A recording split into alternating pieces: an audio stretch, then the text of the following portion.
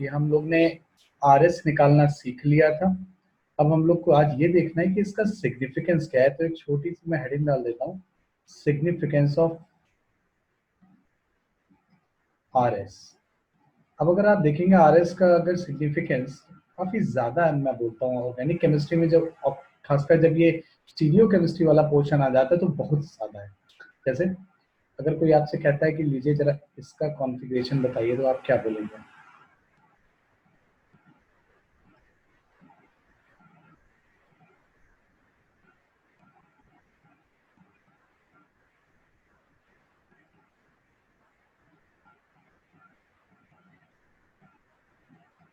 इसका कॉन्फ़िगरेशन बताइए जल्दी से।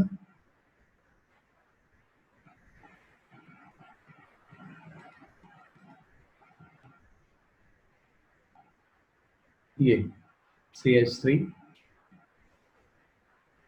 connected with a carbon which is also connected to HCl CH2 CH3। आपको बस इस कायरल कार्बन का कॉन्फ़िगरेशन बताना है, वेदर इट इज R और S, तुरंत। और जैसे ही आप इसका बता लें तो एक बार इसका भी बता दीजिएगा।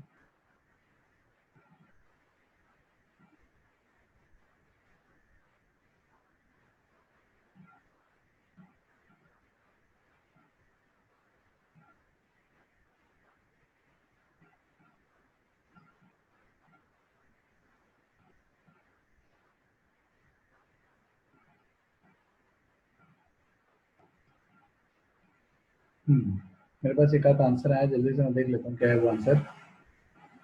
S, मधुकर ने S भेज, R, प्रतीक ने R भेज दिया है। तो वही करना वही है, देखो आपको वही प्रायोरिटी देनी है। प्रायोरिटी नंबर 1 मैंने Cl को दूंगा, नंबर 2 मैं CH2 CH3 को दूंगा। ठीक है, वो CIP रूल से ही प्रायोरिटी दे रहा हूँ। नंबर 3 में दूंगा CH3 को, और नंबर 4 में दूंगा H को। तो मुझे क्लॉकवाइज रोटेशन लेना होगा या एंटी क्लॉकवाइज, तो ऑफकोर्स मुझे क्लॉकवाइज रोटेशन लेना पड़ेगा। और लीस्ट प्रायोरिटी हॉरिजॉन्टल पे आ रही है, तो लीस्ट प्रायोरिटी हॉरिजॉन्टल पे आ रही है, ओ सॉरी हॉरिजॉन्टल बोल रहा हूं, लीस्ट प्रायोरिटी मेरा डैश पे आ रहा है, तो दैट मींस ये जो होगा कॉन्फ़िगरेशन इसका ये होगा R, S नहीं होगा, इसका कॉन्फ़िगरेशन होगा R। अच्छा, इस बगल वाले का निकाल लेते हैं कॉन्फ़िगरेशन। बगल वाले का क्या आएगा? वही सेम नंबरिंग प्रायोरिटी वाइज। अब की बात देखो, यहाँ पे आप एंटी क्लॉकवाइज रोटेशन लोगे, तो वंस यू से कि I am going anti clockwise और लीस्ट प्रायोरिटी आपकी डैश पे है, तो इसका मतलब ये S है। तो अगर आप बीच में एक मिरर ऐसे खड़ा कर दें, यूं करके, ये देखिए मिरर खड़ा कर दिया हमने। अगर आप ये बीच में मिरर खड़ा कर दें तो आप ये पाएंगे कि लेफ्ट वाला R है, राइट वाला S है, और गौर से देखिए तो दोनों एक दूसरे की मिरर इमेज लग रही है। नहीं, ये दोनों एक दूसरे की मिरर इमेज लग रही हैं। तो एक्चुअली आपस में कैसे रिलेटेड होंगे? जो एक दूसरे की मिरर इमेज होते हैं ऑप्टिकली एक्टिव लोग, उन्हें हम क्या बोलते हैं? इनैंशियोमर्स। एक्चुअल में दोनों इनैंशियोमर्स हैं। ठीक है, हमको इतना आसान केस मिल जाए एग्जाम में, इसके चांसेस बहुत कम है। हमको इतना आसान केस मिल जाए कि देखते ही पता लग जाए दोनों मिरर इमेज है। लेकिन आप अगर यहाँ पे RS कुछ ना भी लिखे तो भी आप देख के एटलीस्ट ये तो बता सकते हो कि मिरर इमेज है दोनों। और मिरर इमेज होते ही आप बोलोगे इनैंशियोमर है। ये ऐसा एक इजी केस आपको एग्जाम में तो नहीं मिलने वाला। तो हमें कैसा केस मिलेगा? हमें ऐसा केस मिलेगा जहां हमें विजुअलाइजेशन के घोड़े दौड़ाने पड़ जाएंगे, और हम इतना विजुअलाइजेशन में इतने स्ट्रांग है नहीं। तो हमें RS तो बड़ा हेल्प करेगा। यहाँ से एक कंक्लूजन निकल रहा है, जब अगर आपने देखा हो कि मिरर इमेज लेते ही R किस में कन्वर्ट हो गया? S में। तो हम लोग, मैं लिख रहा हूँ यहाँ पे, इन मिरर इमेजेस, इन मिरर इमेजेस। अगर मिरर इमेज गलती से बन रही हैं तो ऑल R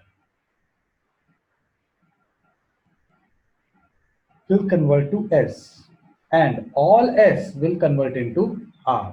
ये होना जरूरी है। सारे के सारे R कन्वर्ट हो जाएंगे S में, और सारे के सारे S कन्वर्ट हो जाएंगे R में। अगर ऐसा होता हुआ दिखे तो कह दीजिएगा कि हाँ भाई, ये ऑप्टिकल आइसोमर्स जो होंगे दूसरे की क्या कहलाएंगे? Mirror image. इसको बना लीजिएगा।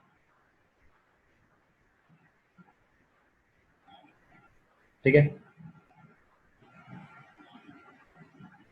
अब अगर गलती से एक भी आर एस में कन्वर्ट नहीं हुआ, एक भी आर एस में कन्वर्ट नहीं हुआ और एस आर में कन्वर्ट नहीं हुआ, तो हम लोग कभी भी उनको मिरर इमेज नहीं बोलेंगे। मतलब मैं यहाँ पे लिख दे रहा हूं इसको, if any of the R oblique S is not converted into S oblique R. मतलब समझ आया? अगर कोई भी आर एस आपका कन्वर्ट नहीं हो रहा है एस ऑब्लिक आर में,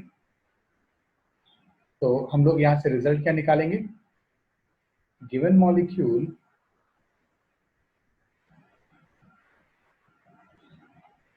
कैन नेवर बी इनैंशियोमर। वो इनैंशियोमर नहीं हो सकते, दे कांट बी इनैंशियोमर्स। तो अगर इनैंशियोमर नहीं होंगे तो क्या होंगे भाई? कौन से ऐसे आइसोमर होते हैं जो कि एक दूसरे की मिरर इमेज नहीं होते हैं? उन्हें यहाँ पर बोलते हैं डायस्टीरियोमर्स। तो डायस्टीरियोमर्स कहलाते हैं। ठीक है, इसको भी नोट कर लीजिएगा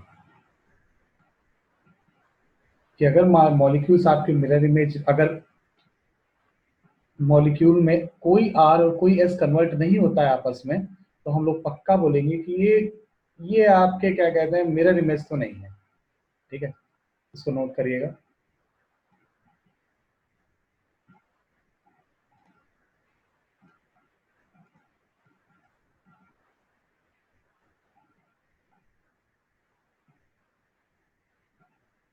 आई होप कर लिया आपने।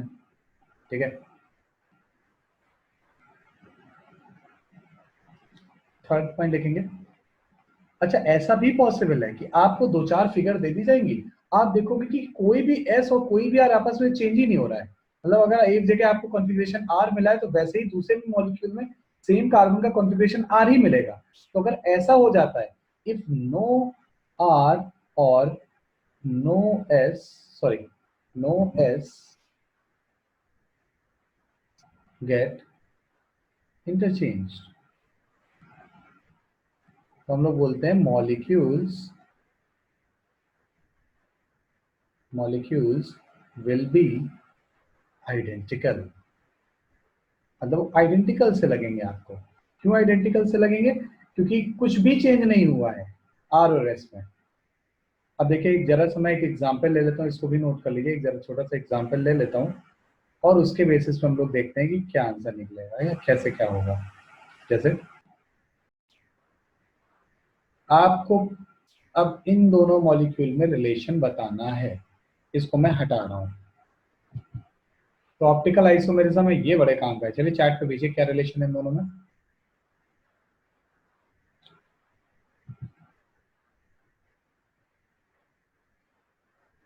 अब ये दिखें चाहे ना दिखें, आपको रिलेशन बताना है। और अगर आप इन दोनों में बता ले जाओ, तो ये थर्ड भी बना लेना।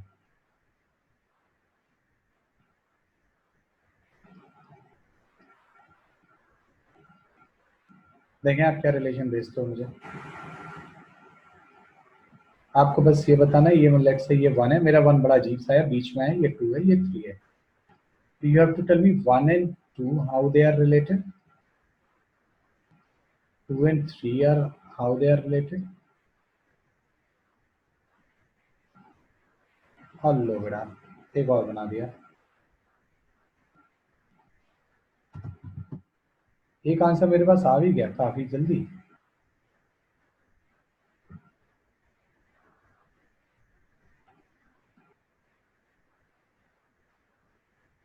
लेट्स से मैंने फोर्थ बना दिया, तो आपको 3 एंड 4 में भी रिलेशन बताना है।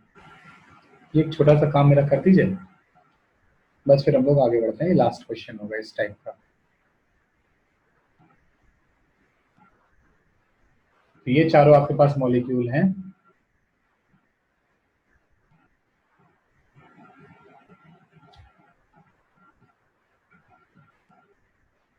मुझे तो पहले से 1 एंड 2 में बताइए क्या रिलेशन है। मुझे 1 एंड 2 के बारे में रिलेशन जानने में बहुत इंटरेस्ट है। 1 एंड 2 में प्लीज देखता हूँ मैं क्या आंसर दिया आपने।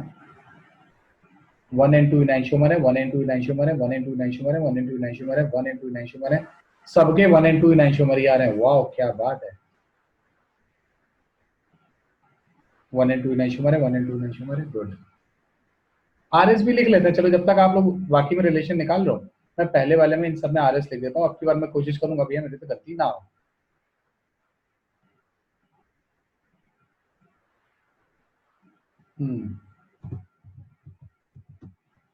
नंबर 1 जाएगा OH, CWH। अगर आप नीचे देखेंगे, नीचे और ऊपर, तो मेरे ख्याल से ऊपर भी कनेक्शन कार्बन से, नीचे भी कनेक्शन कार्बन से, बट ऊपर वाला कार्बन 3 ऑक्सीजन से कनेक्ट है, नीचे वाला कार्बन बस एक ही ऑक्सीजन से कनेक्ट है, तो 2 ऊपर जाएगा, 3 नीचे जाएगा, 4th हाइड्रोजन हो जाएगा। My God.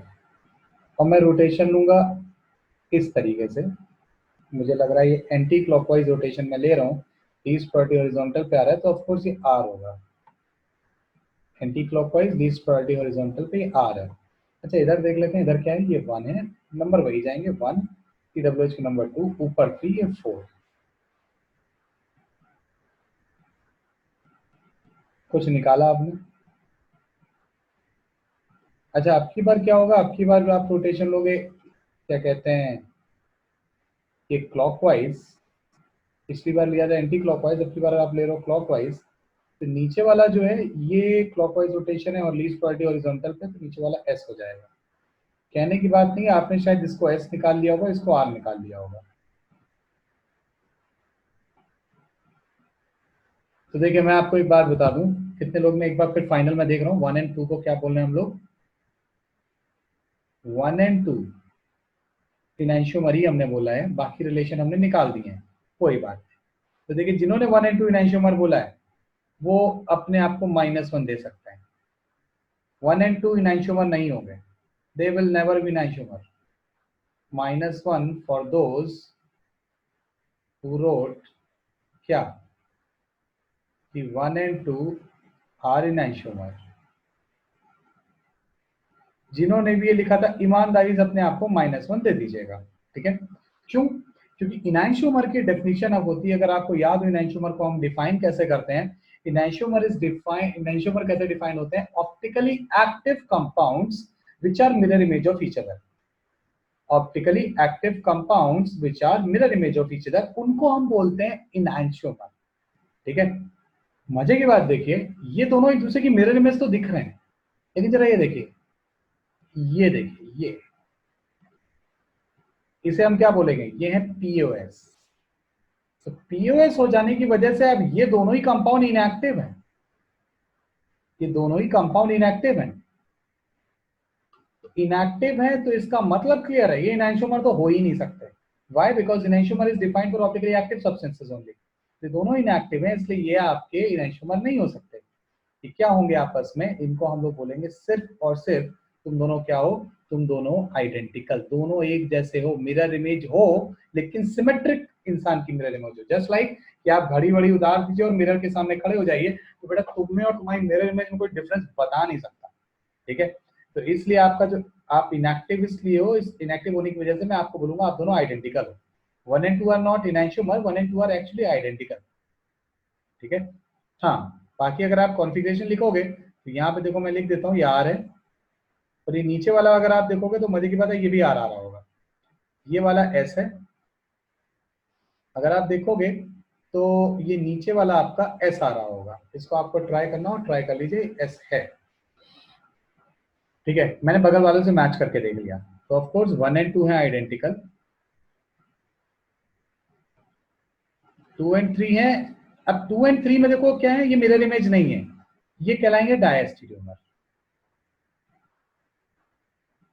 घबराइएगा नहीं, 2 एंड 3 आर ऑलवेज डायस्टीरियोमर। क्यों? क्योंकि डायस्टीरियोमर ऑप्टिकली एक्टिव के लिए केवल डिफाइन नहीं है, वो सारे स्टीरियोआइसोमर के लिए, ऑर्थोसिस्ट्रांस के लिए भी डिफाइन है।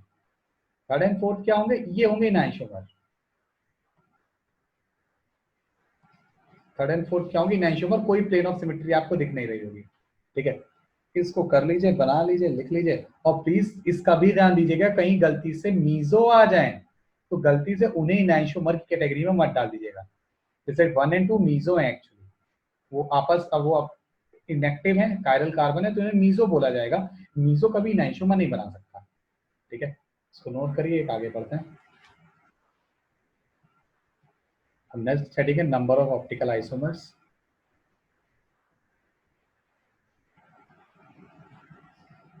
नेक्स्ट चीज जो हमें डिस्कस करनी है, number of optical isomer. Yes please बोलिए। हाँ बोलिए। अच्छा नोट कर रही हैं।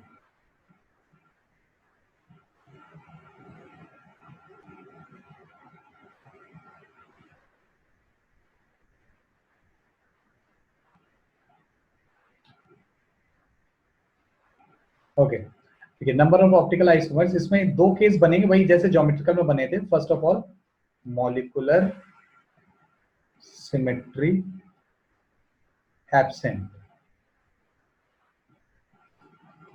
और दूसरा ये बनेगा मॉलिक्यूलर सिमेट्री प्रेजेंट। दो केस बनेंगे, जैसे ज्योमेट्रिकल में बने थे वैसे ही डिट्टो यहाँ भी बनेंगे। तो यहाँ पे ऑप्टिकल आइसोमर्स होंगे टू द पावर n, यहाँ ऑल होंगे एक्टिव, सारे एक्टिव होंगे, कोई भी इनएक्टिव नहीं होगा।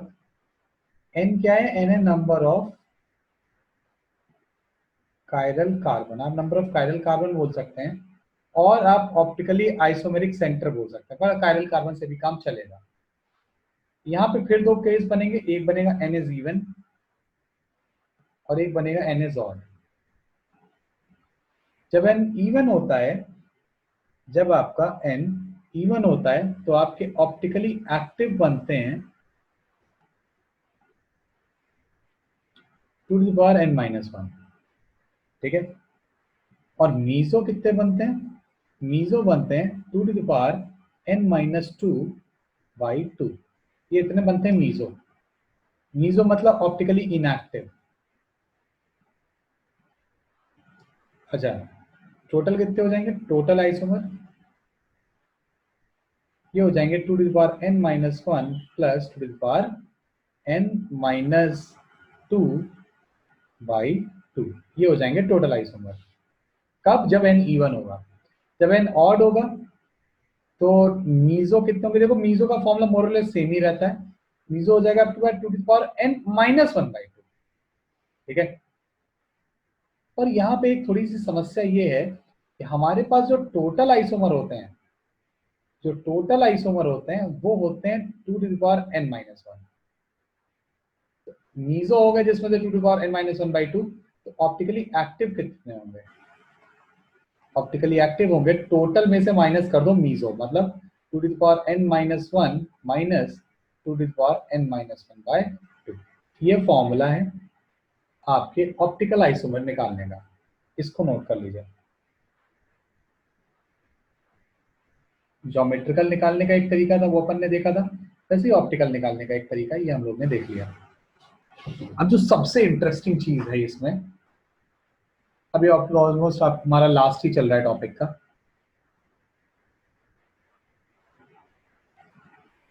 नोट कर लिया?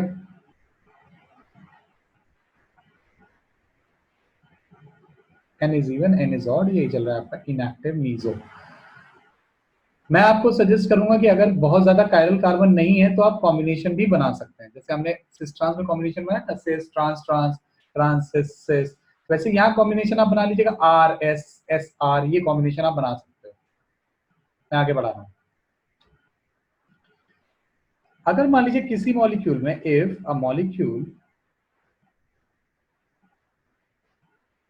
shows optical as well as geometrical isomerism, और मान लो गलती से आपका कोई मॉलिक्यूल है जो ऑप्टिकल और ज्योमेट्रिकल दोनों दिखा रहा है, उस केस में हम क्या करते हैं? In that case what we do, हम लोग फाइंड करते हैं number of stereo isomer.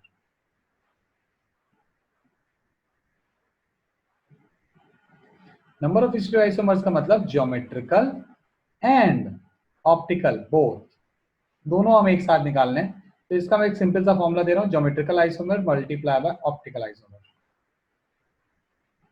geometrical isomer multiplied by optical isomer. But remember, this formula will be applicable when your molecule shows both type of isomerism, दोनों type दिखाएगा तभी लगा देना। पता चला ज्योमेट्रिकल नहीं दिखा रहा है तो हमने कहा अच्छा ज्योमेट्रिकल आइसोमर होगा 0। ओहो, ऑप्टिकल दिखा रहा है तो ऑप्टिकल आइसोमर लेट से आ गए 4, तो टोटल और स्टीरियो आइसोमर कितने हो जाएंगे? ज्योमेट्रिकल 0, ऑप्टिकल 4, तो 4 इंटू 0 0। नहीं बेटा ये मत कर देना, ये फॉर्मूला तभी लगाना जब दोनों चल दिखाई दे रहा हो, ठीक है? अगर कोई एक दिख रहा है प्लीज आप कोई ऐसा फालतू का फॉर्मूला ना लगा दीजिएगा। चलिए कुछ क्वेश्चंस देखते हैं फटाफट।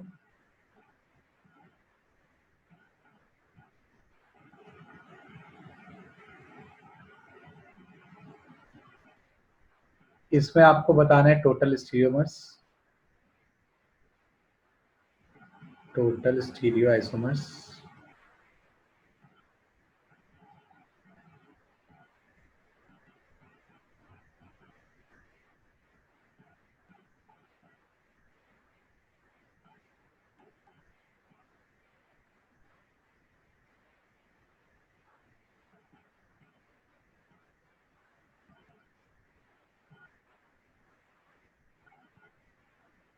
यहाँ आपको टोटल ऑप्टिकल आइसोमर बताने हैं।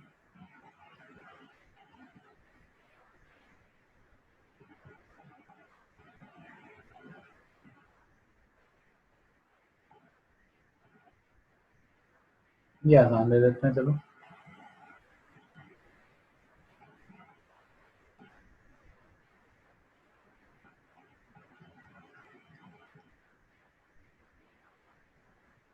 यहाँ भी टोटल ऑप्टिकल आइसोमर बताने हैं। और एक लास्ट दे देता हूँ जो कि बहुत फेमस है, हद famous, I don't know why it is so famous, लेकिन लोग बहुत इसको बना दिए हैं हाइप, अक्सर पूछ लिया जाता है, वो है ये।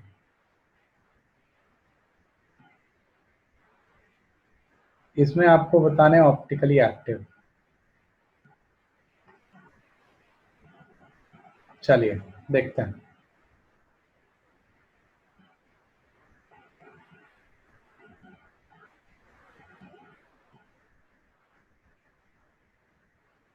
मैं पहला करके दिखाता हूँ, दूसरा आप लोग खुद देखिएगा, तीसरा आप खुद देखिएगा, चौथा आप खुद देखिएगा। जैसे फर्स्ट वाले में अगर आप देखें गौर से तो ये डबल बॉन्ड है, क्या ज्योमेट्रिकल आइसोमेरिज्म शो करेगा? Yes, double bond geometrical isomerism show करेगा। अच्छा, क्या हमारे पास में कोई कायरल कार्बन वगैरह भी जरा देख लो। यस देखो, ये रहा कायरल कार्बन, तो इसका मतलब ये ऑप्टिकल आइसोमेरिज्म भी शो करेगा, तो ये दोनों कर रहा है। कोई मॉलिक्यूलर सिमेट्री सवाल ही नहीं उठता, कोई मॉलिक्यूलर सिमेट्री नहीं है, तो नो एमएस। जब नो एमएस है तो अगर मैं जीआई निकालूं तो जीआई कितने होंगे? याद है फॉर्मूला, 2 to the power 1 यानी 2। और अगर मैं ओआई निकालूं, अगर मॉलिक्यूलर सिमेट्री नहीं होती है तो 2 to the power n means 2। तो ज्योमेट्रिकल भी दो, ऑप्टिकल भी दो, तो टोटल स्टीरियो आइसोमर कितने हो जाएंगे? 2 इंटू 2 यानी 4। प्लीज 2 इंटू 2 4 करिएगा, 2 प्लस 2 4 मत करिएगा, दोनों ही सेम है, लेकिन इस केस में आप 2 इंटू 2 करिएगा। एक 2 ज्योमेट्रिकल बताएगा, दूसरा 2 आपका ऑप्टिकल बताएगा। अगर आप कॉम्बिनेशन बनाना चाहो तो कॉम्बिनेशन ऐसे बन जाएगा कि ज्योमेट्रिकल आइसोमेरिज्म में आपको या तो सिस मिलेगा या ट्रांस मिलेगा, ऑप्टिकल आइसोमेरिज्म में या तो आर मिलेगा या एस मिलेगा। कॉम्बिनेशन क्या बनेंगे? C R C S T R T S, ये 4 कॉम्बिनेशन आपको मिलेंगे। चलिए दूसरा आपको खुद करना है। बाय द वे आपकी हेल्प के लिए मैं कायरल कार्बन बता देता हूँ, देखो ये रहा कायरल कार्बन, देख लो। खुद डिसाइड करो मॉलिक्यूलर सिमेट्री प्रेजेंट है या नहीं, मुझे नहीं फर्क पड़ता, बताइए अपने आप से।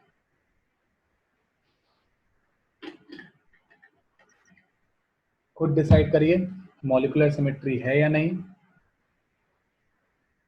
ध्यान रखिएगा, ये जब मैं बोलता हूं टर्म मॉलिक्यूलर सिमेट्री तो इसको बिल्कुल दिमाग में ये मत लाइएगा कि मॉलिक्यूलर सिमेट्री का मतलब मॉलिक्यूल ऑप्टिकली इनएक्टिव होगा। मॉलिक्यूलर सिमेट्री जब मैं बोल रहा हूं तो मैं उसके 3D स्ट्रक्चर में जाकर के सिमेट्री नहीं ढूंढ रहा हूं, मैं उसका जब ये लाइन आप ये सीधे सीधे 2D बना रहे हो उसमें देख रहा हूं कहीं सिमेट्रिक तो नहीं हो रहा है।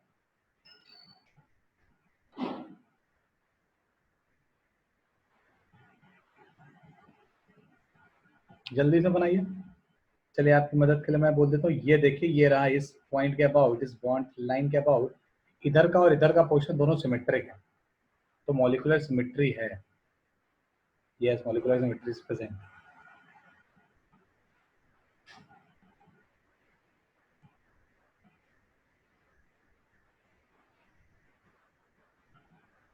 मजे की बात देखिए, ज्योमेट्रिकल आइसोमर आपकी नहीं होगी यहाँ, नो जीआई, डबल बॉन्ड दोनों बेकार है आपके।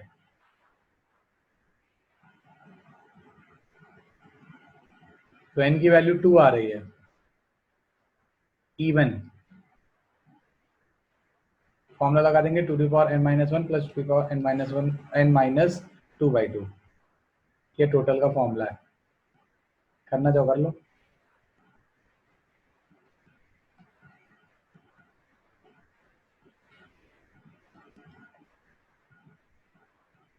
टोटल आइसोमर आएंगे 3। नेक्स्ट वाले केस में प्लीज, नेक्स्ट वाला उसके नेक्स्ट वाले में प्लीज मुझे आंसर जल्दी से भेजो, मैं देखना चाह रहा हूँ।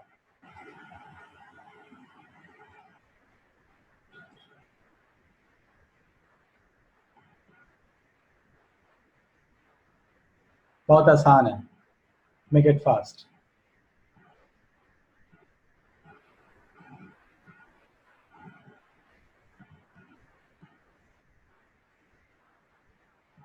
इतना टाइम मत लगाओ।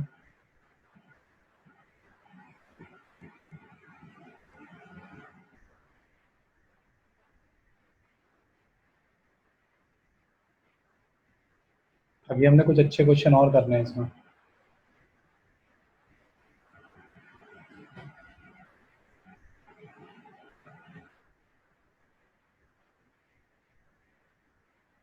किसी का आंसर नहीं आया थर्ड का?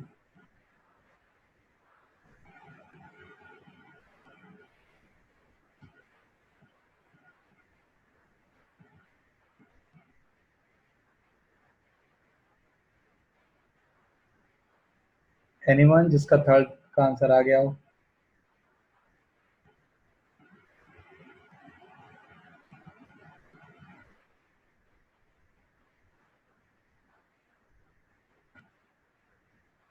ओके, चलिए फिर मैं ही करता हूँ, अगर आप नहीं समझ में आ रहा है तो फिर मैं एक बार फिर एक्सप्लेन करने की कोशिश करता हूँ। देखिए, अगर आप थर्ड को देखेंगे तो शायद आपको पहले तो कायरल कार्बन पहचानिए, ये रहा एक कायरल कार्बन, ये रहा एक कायरल कार्बन और ये रहा एक कायरल कार्बन। ठीक है, 3 कायरल कार्बन आपको शायद दिख गए हों, और कोई यहाँ कायरल कार्बन नहीं। अगर आपको कोई दिख रहा है तो आपसे कोई ना कोई गलती हो रही है, वो कोई कायरल कार्बन नहीं है। ठीक है, 3 कायरल कार्बन है, मॉलिक्यूलर सिमेट्री तो दूर दूर तक नहीं है। तो यहाँ पे जो टोटल ऑप्टिकल आइसोमर होंगे वो होंगे 2⁻3, मतलब 8 आपके ऑप्टिकल आइसोमर बनेंगे, और सारे के सारे एक्टिव होंगे, एक भी ऐसा नहीं होगा जो इनएक्टिव हो। ठीक है, इसको नोट करिए। और जो नेक्स्ट वाला है उसमें अगर आप गौर से देखो तो आपके पास में 2 कायरल कार्बन है, ये जिसपे OH लगा हुआ है दोनों OH वाले कायरल कार्बन है, और मॉलिक्यूलर सिमेट्री भी प्रेजेंट है। कैसे? 4 कार्बन है तो मॉलिक्यूलर सिमेट्री अगर होगी तो बीच में होगी, तो मुझे दिख रहा है कि अगर मैं ऐसे एक लाइन खींच दूं तो इस लाइन के about here and there molecular symmetry exist. तो अगर ऐसा होता है तो बोलिएगा कि n की वैल्यू हो गई 2। तो जो ऑप्टिकली एक्टिव होंगे वो होंगे 2n-1 बाई, सॉरी 2n-1, क्या जगह 2 2 दैट इज जस्ट 2। ये आंसर है आपका, इसको नोट कर लीजिए। चलिए भैया, इसको नोट कर लीजिए।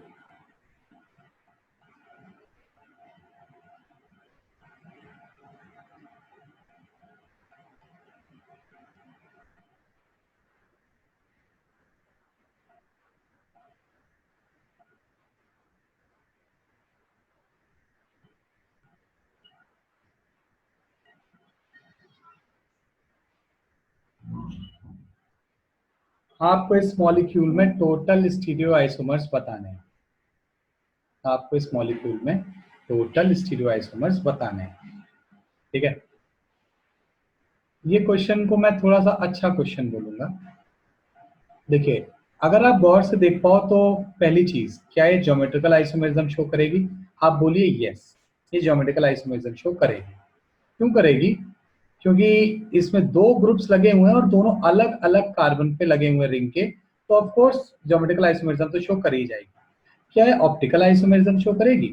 तो आप बोलिए यस, ऑप्टिकल आइसोमेरिज्म भी शो करेगी, क्योंकि देखिए यहाँ 2 कायरल कार्बन भी है, ये दोनों कार्बन कायरल समझ में आ रहे हैं? कैसे कायरल है जरा इसको भी देख लेते हैं। ये जो ग्रुप है, ये जो ऊपर वाला कार्बन है, ये आपके 4 अलग अलग ग्रुप से लगा हुआ है, शायद आप समझ पाओ। एक CH3 लगाए, एक H लगाए, एक ये ग्रुप लगाए और एक ये रिंग ग्रुप लगाए। पर मैं आपको इतना बता दूं कि जो ऊपर वाला ग्रुप है, मतलब ये ग्रुप, और ये जो नीचे वाला ग्रुप है, ये ग्रुप, ये कहीं से सिमेट्रिक नहीं, कहीं से सेम नहीं है। तो ये ऊपर वाला कार्बन जो है वो आपके 4 अलग अलग ग्रुप से कनेक्ट है, और जैसे ही वो 4 अलग अलग ग्रुप से कनेक्ट है तो ऊपर वाला कार्बन बन जाता है कायरल। सिमिलरली नीचे वाला भी कायरल बन जाएगा। अगर ये किसी को डाउट हो तो तुरंत पूछ ले कि सर कैसे बना दिया आपने कायरल। एक बार अनम्यूट करिए और पूछ लीजिए कि सर ये कायरल नहीं समझ में आया कि कैसे कायरल बन गया।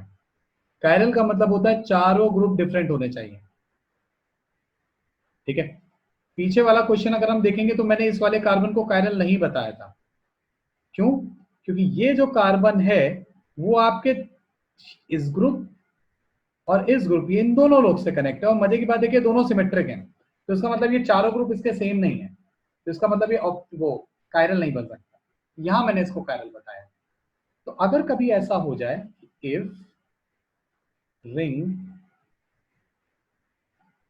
shows both geometrical as well as optical isomerism, अगर आपके पास कभी अगर रिंग ऐसी हो जाए कि वो ज्योमेट्रिकल और ऑप्टिकल दोनों ही टाइप के आइसोमेरिज्म दिखा रहे हो, फाइंड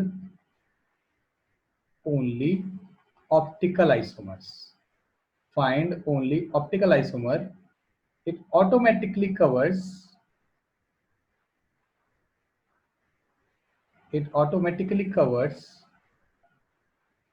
ज्योमेट्रिकल, पहले ही वो ज्योमेट्रिकल कवर कर देगी, ठीक है। बात समझ में आ रही है?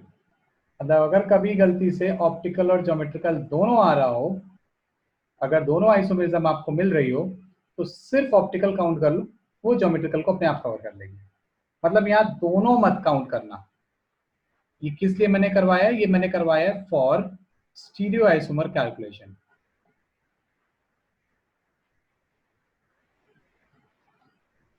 ये मैंने स्टीरियो आइसोमर कैलकुलेशन के लिए करवाया है।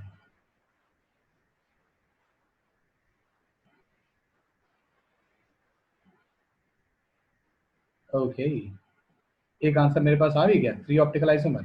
अब देखो ये मैं कैसे होगा, तो ऑफ कोर्स 2 कायरल कार्बन है, आपको दिख रहा होगा ये मॉलिक्यूलर सिमेट्री है, n की वैल्यू 2 है। देखो ये डिट्टो ऊपर वाला केस हो गया, तो ऑप्टिकल आइसोमर होंगे टोटल 3, ऑप्टिकल आइसोमर होंगे टोटल 3। वही फॉर्मूला 2n-1 प्लस 2n-2/2, वही 3 आ जाएगा, कोई बड़ी चीज नहीं है। अच्छा, अगर आप ज्योमेट्रिकल आइसोमेरिज्म देखो तो भैया ये दोनों ग्रुप या तो सेम साइड हो सकते हैं या ऑपोजिट साइड हो सकते हैं। मतलब they can be like this, मैं बना दे रहा हूं, और they can be like this. दो ज्योमेट्रिकल आइसोमर्स होंगे। तो अगर कोई पूछे स्टीरियो आइसोमर कितने होंगे, तो प्लीज 2 × 3 = 6 मत बताना है, ये मत बता देना, आप बोलना सिर्फ 3 होंगे। वाई? क्योंकि अगर मैं ऑप्टिकल आइसोमर बनाऊं तो वो ऑलरेडी ज्योमेट्रिकल को भी इंक्लूड कर रहा है। जैसे मैं अब ऑप्टिकल बनाने जा रहा हूं नेक्स्ट पेज पे, ठीक है, जरा देखिएगा।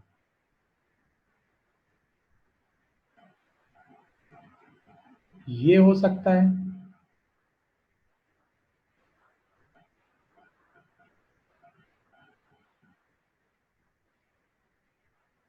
एक ये हो सकता है, और एक ये हो सकता है। जरा देखिएगा गौर से, 3 आइसोमर बन सकते हैं। ये मैंने 3 बना डाले, ठीक। ये एक्टिव होगा, ये भी एक्टिव होगा क्योंकि कोई पीओएस नहीं है, ये इनएक्टिव होगा, ये मीजो है, ये देखो 20 मीजो है, ये इनएक्टिव होगा। तो ये 3 ऑप्टिकल आइसोमर बनेंगे। इसमें से ये और ये, मतलब 1 और 3 और 2 और 3, ये देखो 2 और 3, ये कहलाएंगे ज्योमेट्रिकल। लेकिन 1 और 2 ज्योमेट्रिकल नहीं है। क्यों ज्योमेट्रिकल नहीं? क्योंकि ज्योमेट्रिकल में रिलेटिव पोजीशन चेंज होना जरूरी है, पर यहां तो 1 और 2 में दोनों में क्या है, ग्रुप्स ऑपोजिट साइड जा रहे हैं। तो दोनों ऑपोजिट साइड जा रहे हैं तो पक्का 1 और 2 ज्योमेट्रिकल आइसोमर तो नहीं है। अगर इन्हें ज्योमेट्रिकल बनना था तो ग्रुप्स को या तो एक में सेम साइड आते, एक में ऑपोजिट साइड आते, मतलब रिलेटिव कॉन्फ़िगरेशन चेंज होना पड़ता। तो 1 एंड 3 एंड 2 एंड 3 तो ज्योमेट्रिकल है, but 1 and 2 are not geometrical. इसको ध्यान में रखिएगा। तो कभी रिंग अगर आपकी दोनों टाइप के आइसोमेरिज्म शो कर रही हो, जस्ट काउंट ऑप्टिकल, वो ज्योमेट्रिकल के केस को अपने आप इंक्लूड कर लेगी।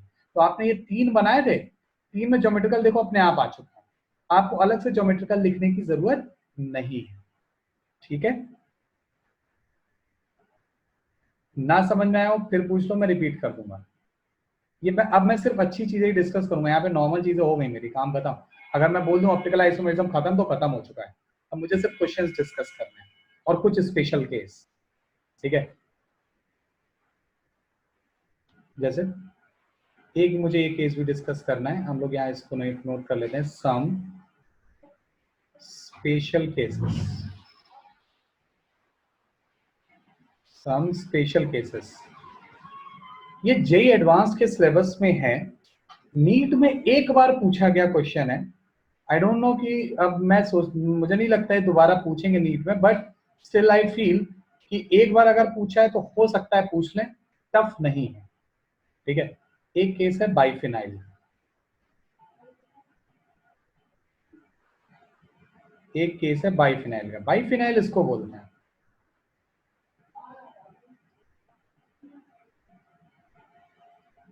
बाइफिनाइल बोलते हैं इसको। ठीक, फिनाइल मतलब जो बेंजीन होती है उस जब सब्स्टिट्यूएंट बनती है तो उसे हम फिनाइल बोलने लग जाते हैं। अगर यहाँ पे देखो आप ए लगा दो, यहाँ ए लगा दो, ये सॉरी यहाँ बी लगाओ, डिफरेंट लगाओ, और यहाँ पे ए लगा दो और यहाँ भी बी लगा दो, मतलब ये दोनों आपस में डिफरेंट हो,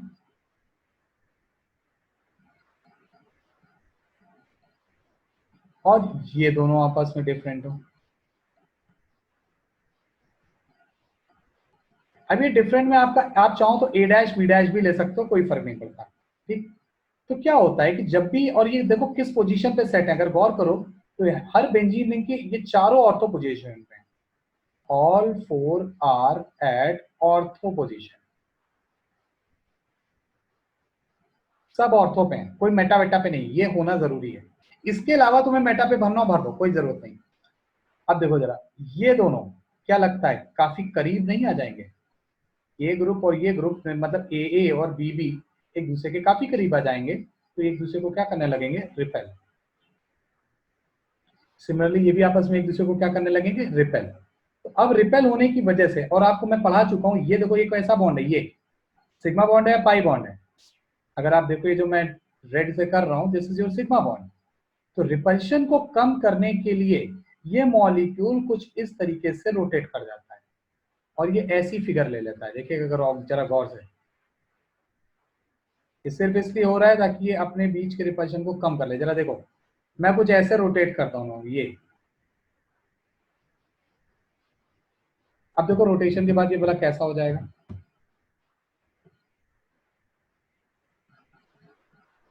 ये देखो रिंग 90 डिग्री से घुमा दी मैंने, दूसरी वाली रिंग को मैंने 90 डिग्री से घुमा दिया। तो अब ये जो ए है, ये पहले मुझे दिख रहा था मेरे प्लेन पे, मेरे बोर्ड के प्लेन पे, अब ये चला जाएगा प्लेन के अंदर यहां। और ये भी ये भी जो मुझे दिख रहा था मेरे प्लेन में, अब ये चला जाएगा प्लेन के बाहर, लाइक दिस। बाकी वो दोनों ऐसे के ऐसे ही रहेंगे क्योंकि उसको नहीं रोटेट किया मैंने, और मैं नहीं करता एक्चुअली, मॉलिक्यूल अपने आप करता है।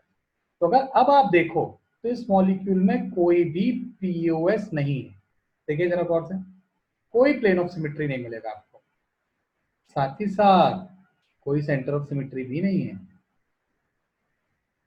ठीक है, बात समझ में आ रही है? देख लो गौर से, विजुलाइज करो, कोई प्लेन ऐसा नहीं ले सकते कि तुम इसे कट कर दो तो बिल्कुल सिमेट्रिक आ जाए ना।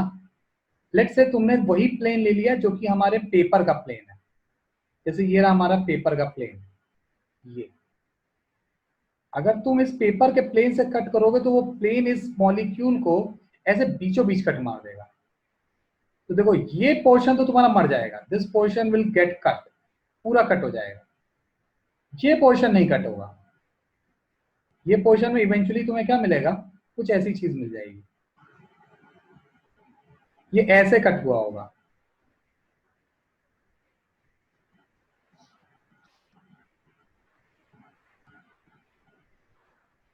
तो अपन बोलेंगे ये ऑप्टिकली एक्टिव है। ये ऑप्टिकली एक्टिव है क्योंकि ये दोनों सिमेट्रिक नहीं है। देखो गौर से, ये पोजीशन सिमेट्रिक लग रहे हैं क्या? नहीं, ये एसिमेट्रिक है। दैट्स व्हाई ये आपका केस ऑप्टिकली एक्टिव का बनेगा। नोट कर लीजिए, बहुत टाइम नहीं देना है इसका। ये ऑप्टिकली एक्टिव है। तो अगर मान लो ये दोनों ग्रुप सेम होते हैं, अगर ए, ये दोनों लेट्स से ये जो ए है और ये जो बी है, ये दोनों गलती से सेम होते, तब बेटा पीओएस हो जाता है, तब प्लेन ऑफ सिमेट्री मिल जाती। तो ये तब तक प्लेन ऑफ सिमेट्री नहीं मिलेगी जब तक ये दोनों डिफरेंट है। नोट कर लीजिए, ऐसे क्वेश्चन आते हैं, कंडीशन मैच कर लीजिएगा। मैं इनएक्टिव वाले की भी बना देता हूं एक बार।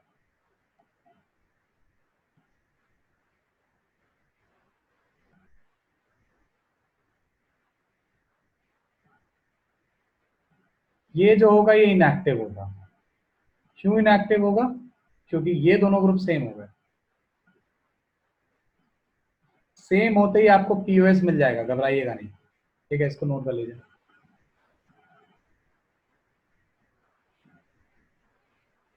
जल्दी करिएगा। अगर कोई डाउट हो एक बार अनम्यूट करिए और पूछ लीजिए तुरंत। ठीक है, स्पेशल केसेस में नंबर 1 था।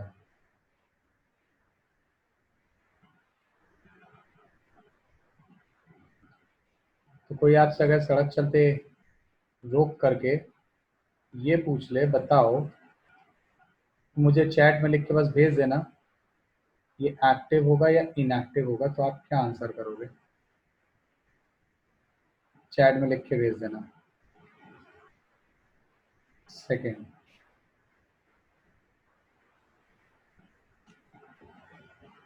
चैट में लिख के भेजिए, मैं जल्दी से।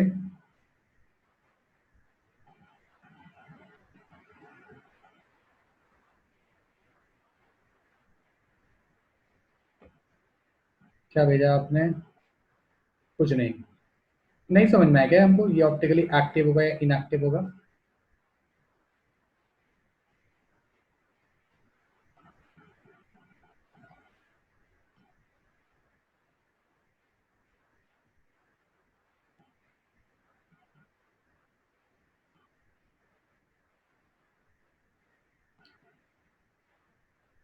एक आंसर आ रहा है इनएक्टिव, आशी का आंसर है इनएक्टिव।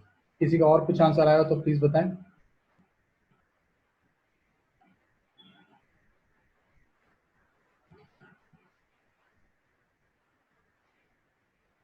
एक आंसर आया मेरे पास में ऑप्टिकली इनएक्टिव।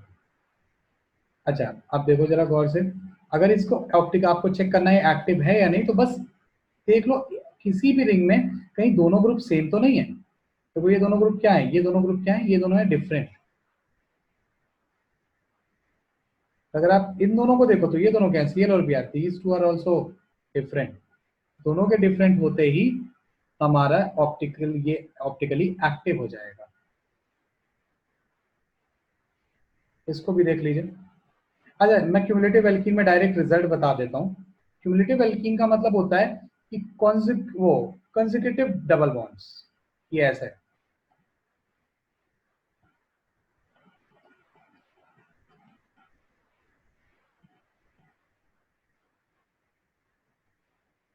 ठीक है, ये है क्यूमुलेटिव एल्कीन का डबल केस।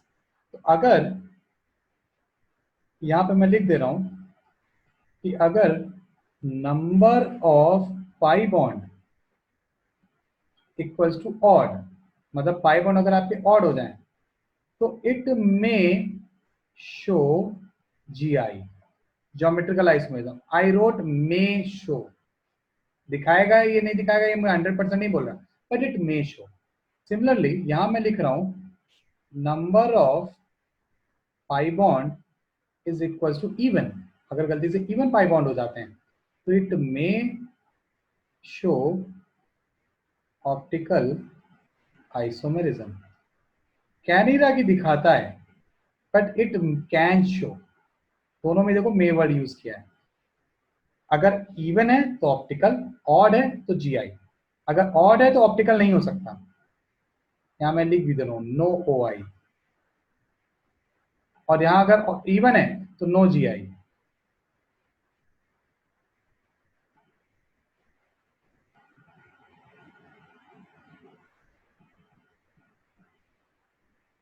नोट करिए सर,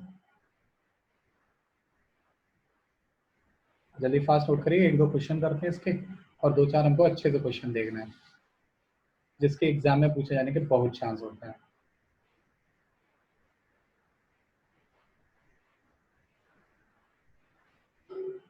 ठीक है, आगे बढ़ते हैं। अब मे इन बोथ केस, या लिख लीजिएगा इन बोथ केस जी आई और ओ आई will be possible only and only if terminal group are different. Terminal group are different on both side.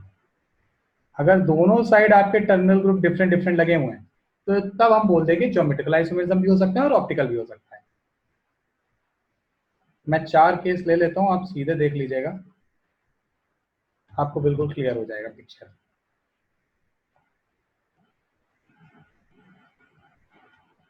ऐसे रुकिए, सही से बना, ऐसे कर दीजिएगा, गलत नहीं बनाया आपने, थोड़ा सा मैं अच्छे से बना रहा हूँ ताकि जैसा एग्जाम में आपको देखने के लिए मिलेगा वैसा।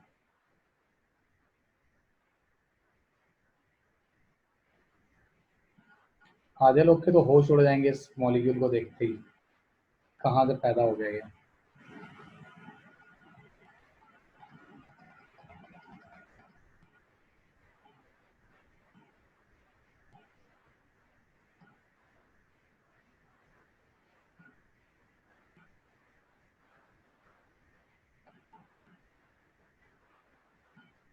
कोई बोलते हैं चारों में बता दीजिए कौन ज्योमेट्रिकल दिखाएगा कौन ऑप्टिकल आइसोमेरिज्म। ठीक, तो आप बस फटाफट बना लीजिए।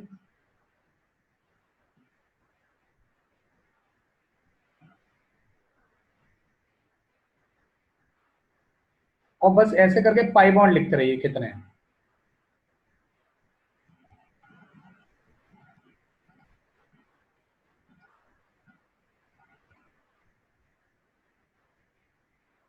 सॉरी, लास्ट वाले में 3 है। ठीक, इसका मैं एक्सप्लेनेशन भी दूंगा 2 मिनट में कि ये कैसे हो रहा है।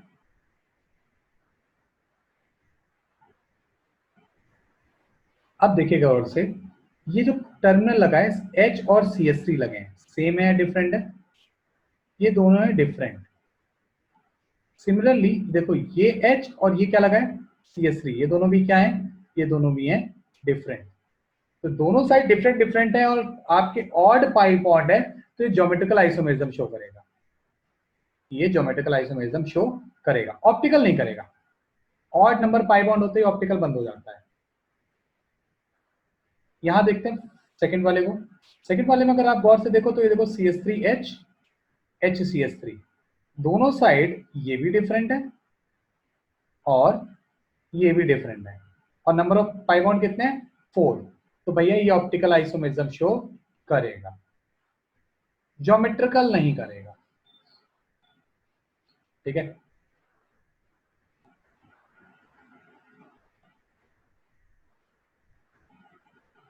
ये मैंने ही सॉल्व किया है क्योंकि इसके चांसेस आने के कम होते हैं, इसको मैं जल्दी से आपको बता देता हूँ। देखो अब ये वाले में क्या हुआ, पाई बॉन्ड 4 ही है यानी इवन है, लेकिन टर्मिनल ग्रुप साइड में देखो तो एक ही में 2 ग्रुप सेम हो गए, और जैसे ही एक में 2 ग्रुप सेम हुए तो बोल दो बेटा ये इसमें कभी भी ज्योमेट्रिकल नहीं आ सकती या ऑप्टिकल नहीं आ सकती, नो ऑप्टिकल आइसोमेरिज्म। यहाँ भी देखो टर्मिनल ग्रुप सेम हो गया फोर्थ वाले में, तो यहाँ पे भी आपकी ज्योमेट्रिकल आइसोमेरिज्म नहीं आ सकती, तो नो ज्योमेट्रिकल आइसोमेरिज्म। बात समझ में आया? ये लिखने का क्या मतलब था, मे शो ज्योमेट्रिकल आइसोमेरिज्म। मे मतलब ये डिपेंड करेगा कि टर्मिनल पे ग्रुप्स कौन से लगे, डिफरेंट डिफरेंट ग्रुप लगे दोनों साइड तो कर दो ज्योमेट्रिकल आइसोमेरिज्म, और अगर सिमिलर नंबर लगे हुए हैं तो कह दो भैया कि भैया ज्योमेट्रिकल ऑप्टिकल कुछ नहीं हो सकता। ये रहा आपके सामने केस। स्पेशल केस है इसलिए इसको सीधे केस मैच करिएगा, मैं यही सजेस्ट करूंगा। एग्जाम में इसकी रीजनिंग में मत जाइएगा, सीधे केस मैच करिएगा, केस अगर मैच कराओ आंसर दीजिए, आगे बढ़िए। ठीक है, बहुत आसान क्वेश्चन आएगा अगर ऐसा क्वेश्चन आता है। देखिए ये कैसे हो रहा है, मैं इसको आपको एक बार दिखा भी देता हूँ, जिसको नोट मत करिएगा, मैं दिखा देता हूँ ये हो कैसे रहा है, एक्चुअली समझ लीजिएगा बस। जैसे कोई आपसे कहता है सी डबल बॉन्ड सी, कोई अगर कहता है इसका ऑर्बिटल डायग्राम बना दीजिए, तो आप समझ रहे होंगे कि यहाँ हाइब्रिडाइजेशन sp2 है, यानी कि ये प्लेनर शेप होगी। ठीक है, और ये लगे आपके पाई बॉन्ड, पी ऑर्बिटल ने पाई बॉन्ड बनाया होगा। तो अगर आप इसकी ऑर्बिटल डायग्राम बनाओगे तो ये कुछ ऐसा बनेगा।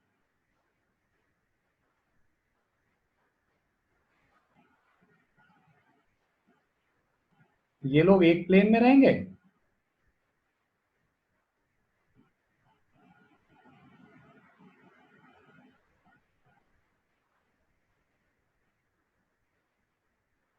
और ये लोग ऊपर नीचे से बना देंगे पाई बॉन्ड।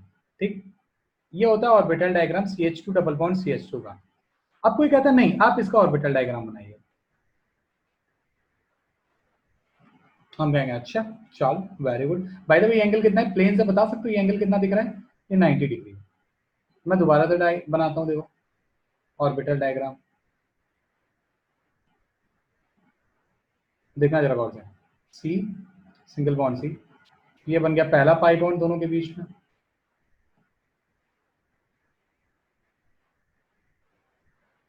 ठीक है, अब जब मैं दूसरे पाई बॉन्ड बनाने के लिए जाऊंगा, मैं प्लेन वाले आइटम को नहीं दिखा रहा इसको, ये देखो ये दिखा दिया, चलो ये रहा एक एच, ये रहा दूसरा एच। अब जब मैं दूसरे पाई बॉन्ड को दिखाने जाऊंगा बेटा, तो मैं नहीं दिखा पाऊंगा, एटलीस्ट इस ऑर्बिटल से तो नहीं दिखा पाऊंगा, ये जो मैंने तीसरे में बना दिया है।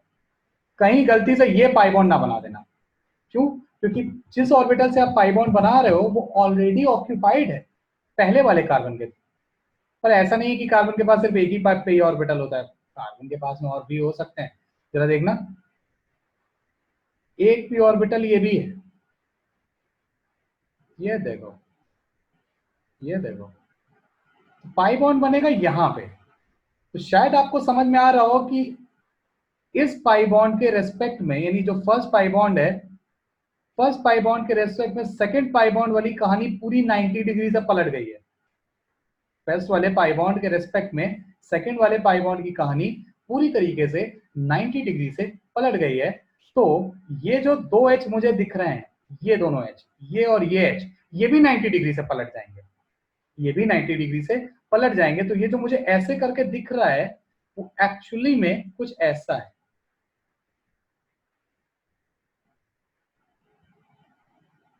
ठीक है, 90 डिग्री से पलटा दिया इसे। ठीक है, पहले ये मेरे प्लेन में थे, अभी ऑपोजिट प्लेन में चले गए। ठीक है, तो दो पाई बॉन्ड लगाए हैं तो ये प्लेन पलट गया, प्लेन पलट गया। अच्छा, अगर आपने एक और पाई बॉन्ड लगा दिया, लेट से आपने यहाँ इसको हटा करके एक और, इसको लिखना नहीं है, इसको बस समझना है। अगर मान लीजिए आपने एक और पाई बॉन्ड लगा दिया, अब हो गए तीन पाई बॉन्ड। तो अब जब मैं यहाँ तीसरा पाई बॉन्ड बनाऊंगा, let me draw the third pi bond, तो अब मैं तीसरा पाई बॉन्ड बनाने जा रहा हूँ। जब मैं तीसरा पाई बॉन्ड बनाऊंगा तो देखो फिर ये कार्बन हो गया। अब मैं इस वाले ऑर्बिटल से नहीं बना पाऊंगा पाई बॉन्ड, क्यों? क्योंकि ऑलरेडी वहां बना हुआ है, ये आप नहीं बना सकते। तो तीसरा पाई बॉन्ड हम कैसे बनाएंगे? हम तीसरा पाई बॉन्ड बनाएंगे इस टाइप से, मतलब पहला पाई बॉन्ड और तीसरा पाई बॉन्ड अब बिल्कुल सेम आ गए। तो अगर गलती से तीन पाई बॉन्ड हो जाते हैं, तो तीन पाई बॉन्ड होने का मतलब ये जो टर्मिनल वाले हाइड्रोजन है, इन टर्मिनल वाले हाइड्रोजन को अब आप प्लेन के बाहर नहीं रख सकते। तो अब देखिए अब कुछ ऐसे हो जाएंगे। तो अगर आपने टर्मिनल ग्रुप बदल लिए तो भैया ज्योमेट्रिकल आइसोमेरिज्म शो कर देगा। ठीक है, इसको नोट नहीं करना है, बस समझ लेना है। ठीक, next third case, case of spiro rings. ये एम्स के सिलेबस में आज पिछले साल तक थे। Case of spiro rings, spiro rings क्या होते हैं? ये स्पाइरो रिंग है,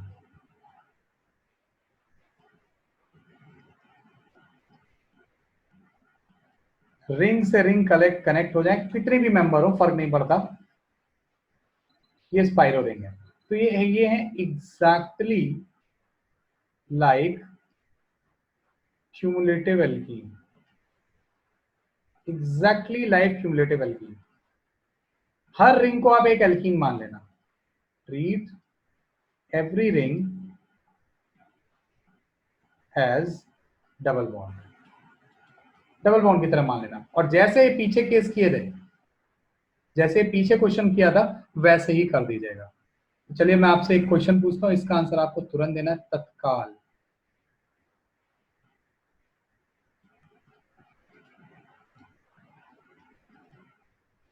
बताइए ऑप्टिकली एक्टिव होगा या इनएक्टिव होगा? आपको बस इतना बताना है, ऑप्टिकली एक्टिव होगा या इनएक्टिव होगा। या फिर ऐसे बताइए, क्या ये ऑप्टिकल आइसोमेरिज्म शो करेगा?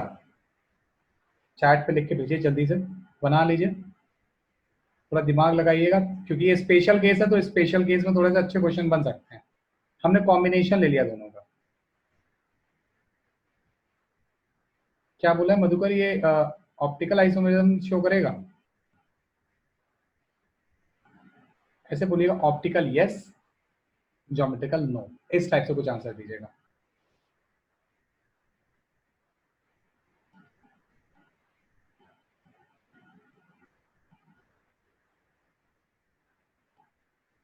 GI show, OI no. हाँ मतलब एक आंसर आया मेरे पास, GI यस, OI नो। तो आप पता है इसको कैसे ट्रीट करो? आप बिल्कुल इसको ऐसे ट्रीट करो, ये देखो, ये रहा एक डबल बॉन्ड, कार्बन, दूसरा डबल बॉन्ड, कार्बन, तीसरा डबल बॉन्ड, हटाओ रिंग, रिंग फेंक दो। ए बी, ए बी, शायद दिख रहा हो कितने नंबर पाई बॉन्ड है? ऑड, ऑड है पाई बॉन्ड, दिख रहे हैं, 3 पाई बॉन्ड दिख रहे हैं हमें यहाँ पे। तो 3 होते ही बोल दो बेटा ऑप्टिकल तो नहीं है, भूल जाओ ऑप्टिकल। 3 पाई बॉन्ड मतलब ऑप्टिकल गया। ज्योमेट्रिकल हो सकता है क्या? हाँ हो सकता है, ये देखो टर्मिनल ग्रुप डिफरेंट है, तो ज्योमेट्रिकल होगा, यस। इस टाइप का क्वेश्चन पूछा जा सकता है। ठीक है, तो ये थे कुछ स्पेशल केस, ये थे कुछ स्पेशल केस, मुझे इतने ही स्पेशल केस डिस्कस करने थे। चलिए क्वेश्चन लिखते हैं।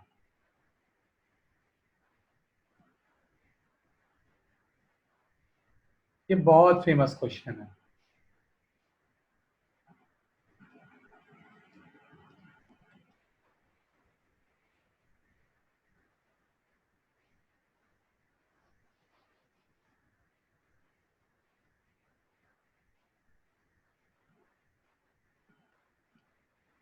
आपको इस मॉलिक्यूल में रिएक्ट, पहले देखिए इस रिएक्शन किससे कराई जा रही है?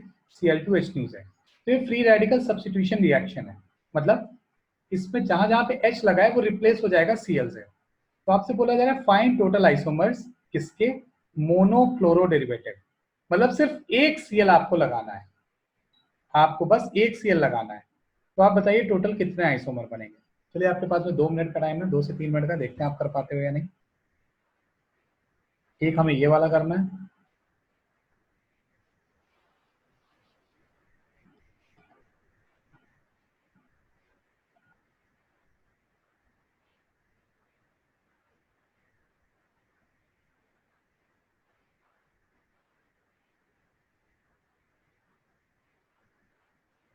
एक ये करना है।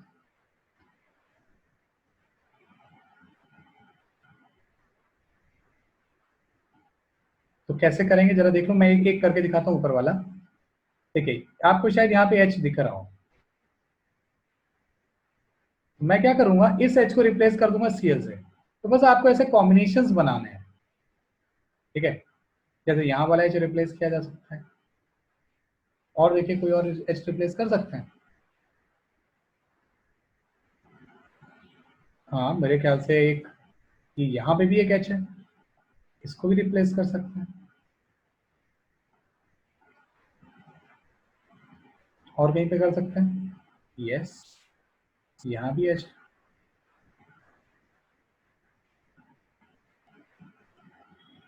और कोई कर सकते हैं, यस, यहाँ भी H। जहां जहां पे H दिख रहे हैं वहां वहां के H को मैं रिप्लेस कर दे रहा हूँ, और सिर्फ एक ही को इसलिए कर रहा हूँ क्योंकि मोनोक्लोरो डेरिवेटिव पूछा है। अच्छा देखो एक और कर रहा हूँ, यहाँ भी देखो तो एच है, ये ऊपर की साइड, ये सर्किल वाला, यहाँ भी सीएल लिख दिया। मत लिखना इसको, क्यों?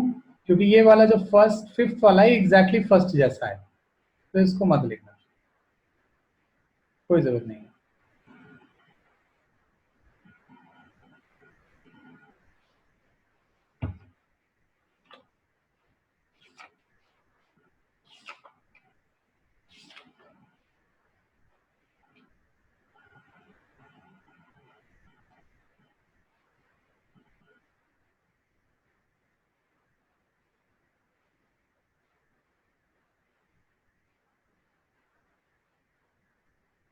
अब अगर ये स्ट्रक्चरल आइसोमेरिज्म का क्वेश्चन होता तो आंसर होता 4, 4 हमें आइसोमर मिल रहे हैं। ये अगर स्ट्रक्चर नॉर्मल क्वेश्चन होता आसान सा, तो इसमें हमको 4 आंसर मिलता। लेकिन अब हम चूंकि स्टीरियो आइसोमेरिज्म पढ़ चुके हैं, तो अब हमें इस बात का ध्यान रहना चाहिए कि भैया ये जो है क्या कहते हैं आपका कंपाउंड, ये स्टीरियो आइसोमेरिज्म भी दिखा सकता है। तो अब आपका काम ये होगा कि सबसे पहले आप ये देखिए कि क्या गलती से मैंने जब सीएल लगाया तो इसकी वजह से कोई कार्बन कायरल तो नहीं बन गया। तो क्या आप पहले मॉलिक्यूल पहले वाले स्ट्रक्चर में कोई कायरल कार्बन देख पा रहे हो? जरा देखो, क्या पहले वाले स्ट्रक्चर में कोई कायरल कार्बन है? शायद आपको दिख रहा हो कि मैं स्ट्रिक मार्क कर रहा हूँ, ये वाला जो कार्बन है ये कायरल बन चुका है। जरा देखो ये वाला कार्बन कायरल है या नहीं? चारों डिफरेंट डिफरेंट ग्रुप से लगाए, देख लो जरा। यस, पक्का डिफरेंट डिफरेंट ग्रुप से लगाए, फिर कायरल हो गया। अब दूसरे वाले में कोई कायरल है, देखो जरा। मुझे तो नहीं लग रहा कोई कायरल है, क्यों? देखो ये देखो CH3, यही शक था मेरा बस, पर ये CH3 से कनेक्ट है और यहाँ पे कनेक्ट है CH3 से, दोनों ग्रुप सेम हो गए, तो नो कायरल कार्बन। थर्ड वाले में कोई कायरल कार्बन है? यस, ये देखिए ये रहा कायरल कार्बन, साफ दिख रहा है, झलक रहा है। फोर्थ वाले में कोई कायरल है? नहीं, यहाँ कोई कायरल नहीं है। तो कायरल कार्बन होने की वजह से ये दो फॉर्म में एग्जिस्ट कर सकता है, डेक्स्ट्रो और लीवो। तो ये हो गया टोटल 2। सेकेंड वाले के सिर्फ एक आइसोमर होगा। दूसरा वाला फिर से कायरल कार्बन होने की वजह से दो फॉर्म में एग्जिस्ट कर सकता है, डेक्स्ट्रो और लीवो, तो ये भी 2 हो गए। और लास्ट वाला आपका कोई कायरल कार्बन नहीं है, तो ये आपका सिर्फ एक ही फॉर्म में एग्जिस्ट करेगा।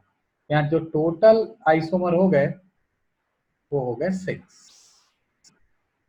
नॉट 4। और मुझे ये वाला भी करके दिखाइए। मुझे याद आ रहा है जहां तक हमने C4H11N के स्ट्रक्चरल आइसोमर बनाए थे,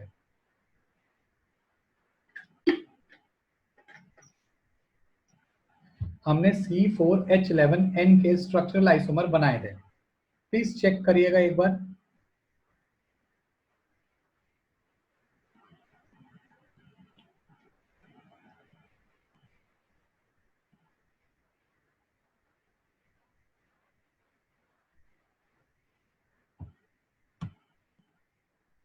बताइए जरा सा, आप लोग बना चुके हो आई थिंक इसके आइसोमर।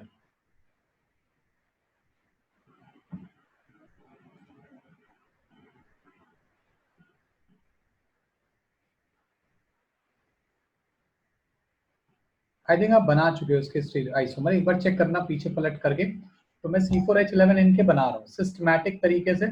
अगर ऐसा क्वेश्चन आएगा, सबसे पहला आपका काम होना चाहिए DB फाइंड करना, वो 0 आएगा, कर लीजिएगा, आपके नोट्स में है, ठीक है। इसके बाद में अपन आइसोमर बनाएंगे, ठीक है।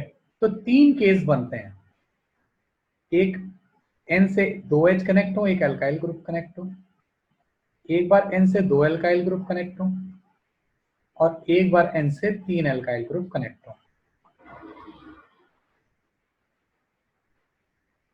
मैं चूंकि ये क्वेश्चन पहले करवा चुका हूं, इसलिए मैं इसके फटाफट बना दे रहा हूं आइसोमर।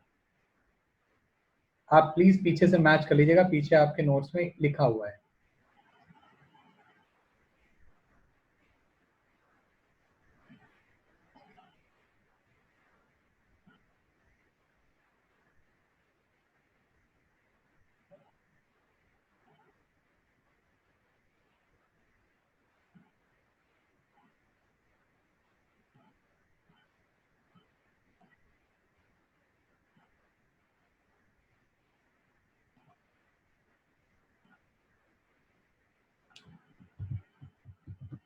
आई थिंक आप सबने ऐसे बना दिए हैं। मैंने थोड़े से फास्ट बनाए हैं कि आप ऑलरेडी बना चुके हैं, हम लोग स्ट्रक्चर बने हुए हैं आपकी कॉपी में, अगर आप चाहें तो देख सकते हैं। अब बात ये उठती है कि ये 8 बने थे मेरे ख्याल से, मुझे याद आ रहा है, 1 2 देख लूँ और कोई कॉम्बिनेशन पॉसिबल तो नहीं है, नहीं और कोई कॉम्बिनेशन पॉसिबल नहीं है। देखिए ये 8 स्ट्रक्चरल आइसोमर हम लोग पहले ही बना चुके हैं। अब इसमें बस आपको ये देखना है कि आप कोई कायरल वायरल कार्बन तो नहीं बन रहा है। ये देखिए जरा गौर से, ये इस साइड ये कार्बन कायरल हो गया। अच्छा जैसे ये कार्बन कायरल हुआ तो इसका मतलब ये एक नहीं है, ये दो है, डेक्स्ट्रो एंड लीवो।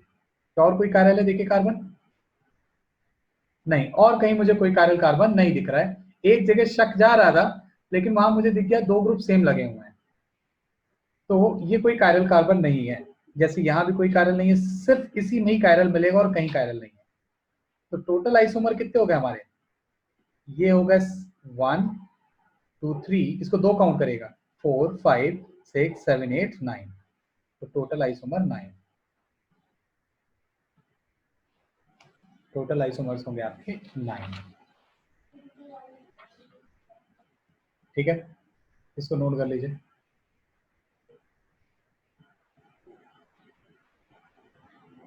और एक इसका प्लीज आप मुझे आंसर लिख करके भेजिएगा।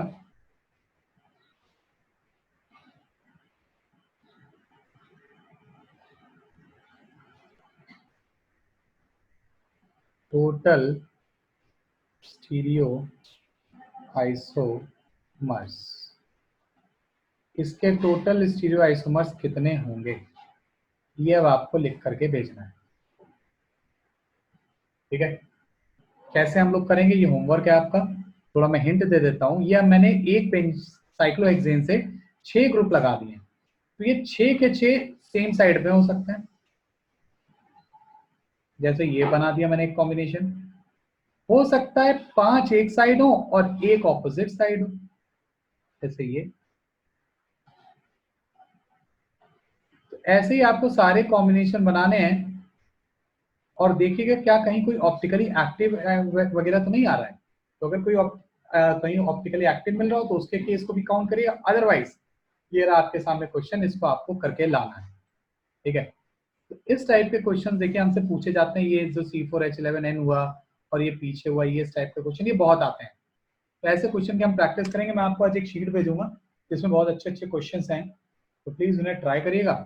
और रेस्ट हम लोग चलिए अगले टर्म पे डिस्कस करते हैं।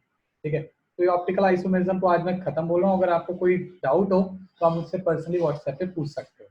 ठीक है, चलिए। अच्छा, जिनकी सॉलिड स्टेट की क्लास है वो सेम आईडी से 15 मिनट बाद ज्वाइन कर सकते हैं। ठीक है, चलिए, bye bye, thank you, bye bye.